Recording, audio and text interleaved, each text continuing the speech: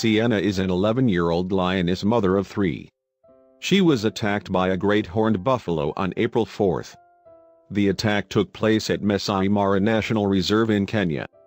Researchers and staff officials of the reserve noticed the gored lioness and knew they had to act quickly if her or her cubs had any chance at survival. Sienna in great pain with a gaping wound on her backside from a horned buffalo attack. With this wound she could not care for her 3 cubs or herself, so action was necessary.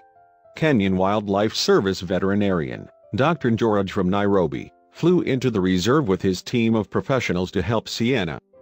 Dr. George worked very carefully to disinfect and clean the wound after Sienna was sedated.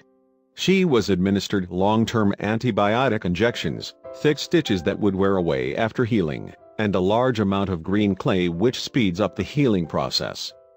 Here you can see one half of the wound is closed up and should heal very nicely. The vets took a lot of care to make sure that this wound wouldn't reopen in the wild.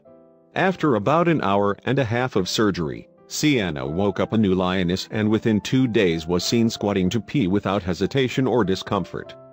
She was tending to her cubs immediately. Sienna the gored lioness seems to have 9 lives, which is a good thing because she is now back with her cubs and healthy as can be. The wound is healing perfectly with no infection and her cubs have a great chance at survival in the wild. Thanks to Dr. George and his team of professionals, Sienna was given another chance at life as a mother. This ripples down to the livelihood of her 3 baby cubs and their chance of survival. Sienna would have had no chance in the wild raising 3 cubs with an open wound as big as hers was and would have only lasted a few more days at best.